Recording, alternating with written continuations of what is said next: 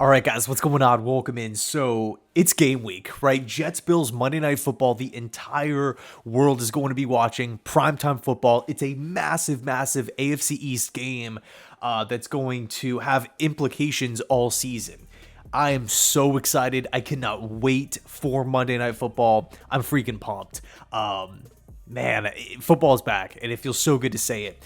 But before we dive into, the game previews and whatnot, I have a couple awesome videos planned for, the next couple of days. I wanted to really go over some predictions, right? And you guys know me. You guys know I'm not really like the biggest hot take type of person, and this isn't really like hot takey.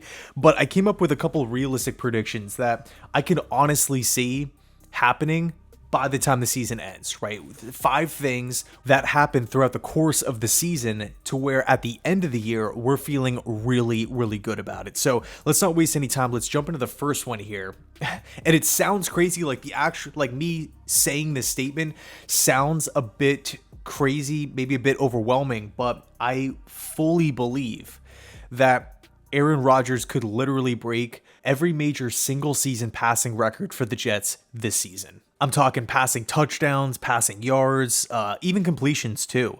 We look at passing touchdowns. Who owns that stat? It's Ryan Fitzpatrick at 31. I believe Aaron Rodgers will have mid-30s, somewhere around there, 35, 36 TDs. I think that's completely realistic given the weapons and the firepower that this Jets offense has at their disposal. We look at passing yards, and Joe Namath currently has the record at 4,007. I also believe Aaron Rodgers can beat that number. I'm thinking 4,200 passing yards. Again, given the offensive talent, and then completions, 343 total completions in a single season, set by none other than Brett Favre. Okay, so I think where Aaron's at in his career, it seems like he is 1,000% committed to this football team, fully committed on winning a Super Bowl. That's the reason why he's here. It's not for the other stuff. It's to win a Super Bowl. And it feels so good to say that, right? So that's my first, quote unquote, bold prediction here. Aaron Rodgers breaks every major single season record for the New York Jets in passing. Next up, right, number 2, Jermaine Johnson emerges as a double-digit sack guy. I think we look at what Johnson was able to do at Florida State and really throughout his college career. He was a tenacious football player, a violent player. It was one guy that, I just thinking back, right, not even thinking about last season, going back to his last season in college football with the Noles, he was a guy where not only was he just the heartbeat, the life force of the Noles defense, but when he got his hands on you, he ripped you down. Like, you did not want to get tackled by Jermaine Johnson because he's an extremely aggressive football player. I think with him having a season under his belt, going into the second year of the solid defense, understanding that there are multiple pass rushers on this football team on the outside and inside. In other words, you can't double team Jermaine Johnson every single snap. You're not going to. You have to stop Q. You have to stop Carl Lawson off the edge, and rookie Will McDonald, and John Franklin Myers, and Bryce Huff, and the Quentin Jefferson up the middle. The Jets have pass rushers all over the place. The one guy who I feel like is primed to break out and go get those 10 sacks, 10 and a half sacks, potentially 11 sacks, is Jermaine Johnson. I feel like he definitely separated himself from the pack. And, this is based off preseason and, training camp practices and joint practices and whatnot. So granted, it's not real life, real regular season football that we're seeing Johnson dominate, but when I look at Johnson right now at defensive end, I think he's probably going to be the starting defensive end. He's going to get tons of opportunities to rush the passer, and the offensive line can only block so many guys, right, effectively.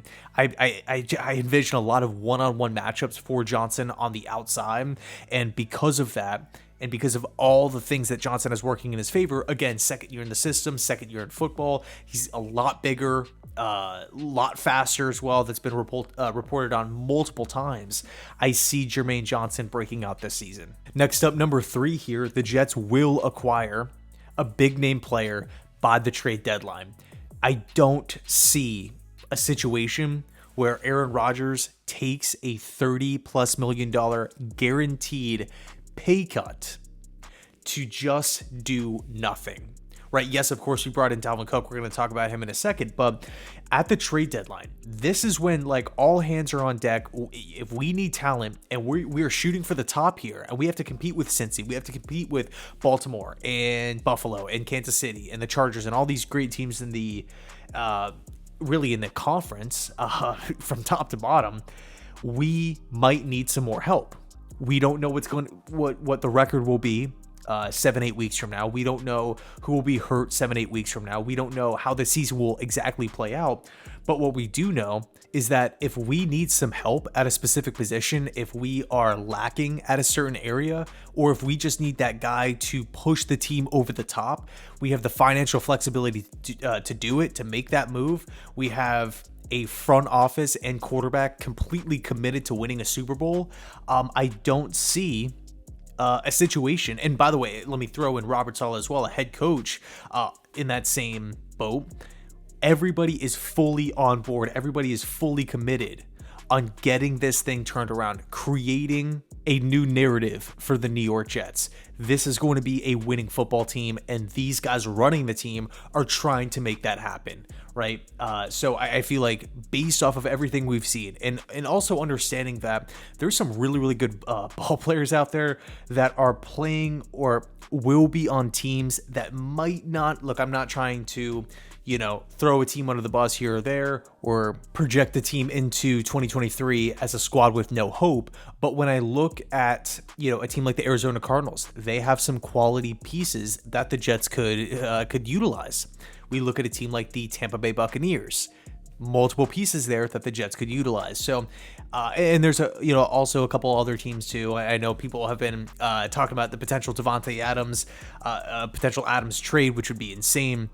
But regardless, I do feel like whether it's week 4, whether it's at the trade deadline, the Jets will be acquiring a big name player this season. Okay, so next up, this one isn't really like such a big bold prediction or anything like that, but I have seen people suggest that the overall volume for each individual running back for this football team isn't really going to be there. Why? Because the Jets have talent, we have depth, multiple guys can get the job done, multiple guys bring different skill sets to the table.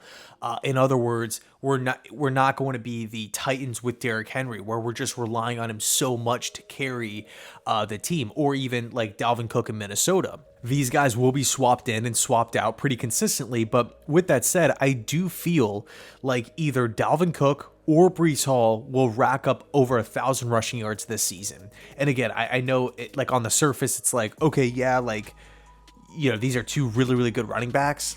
Hopefully we kind of expect one of them to get 1,000 yards, but with the snap counts, with the game plans, with the utilization still up in the air, it's tough to tell as of right now what the exact plan is going to be. I do feel like there is going to be a turning point in the season where they more so go from feeding Cook a lot of the snaps to Breece Hall, based off of injury and, all these different things that Breece Hall had to deal with this offseason with just getting back on the field and whatnot. I think when he shakes off the rust, he will be the team's like RB1, no doubt about it. But in maybe the first half of the season, it's a 50-50 split. It's a 60-40 split between Dalvin and Breece Hall. But either way, I do see one of the two backs getting over 1,000 rushing yards.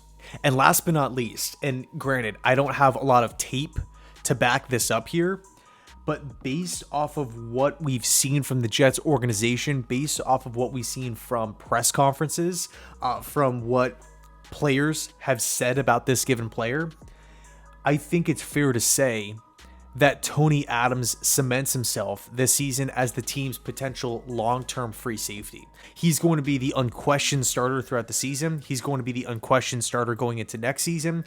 I think because a former undrafted free agent not only just stuck around with the Jets all of last season, but really emerged as a coach's favorite, and then to hit this training camp with the addition of Adrian Amos, with all of these new pieces all over the place, both on offense and defense, and all of these positional question marks as well, as far as the depth chart is concerned, for Tony Adams to literally not dress 4 preseason games. Hall of Fame game, week 1, week 2 against the Bucks, right? And granted, with the Giants game, pretty much every single starter played outside of Cook and Hall. For Tony Hall to just get that luxury, what does that say?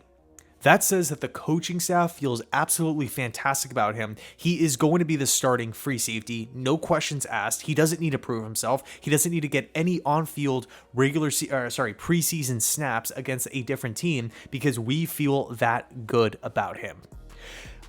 Based off of that, I could see Saleh and Ulbrich going with Tony Adams moving forward and saying, like, he must be showing enough to the point to where this coaching staff feels that good about him, because there are first round picks, there are second round picks that have to play in the preseason to get experience to really showcase what they can do and have that opportunity to go out there and impress people here. Tony Adams has, based off like what this is telling us is that he's already done enough. He's done enough. He has the job in the bag. Kind of like Aaron Rodgers at quarterback, right? He's not suiting up for these first, couple preseason games. Tony Adams, same situation here. So those are kind of my predictions. I would love to hear yours down below in the comment section here. Totally excited, totally hyped up for the season. Let me know your thoughts, and as always, go Jets.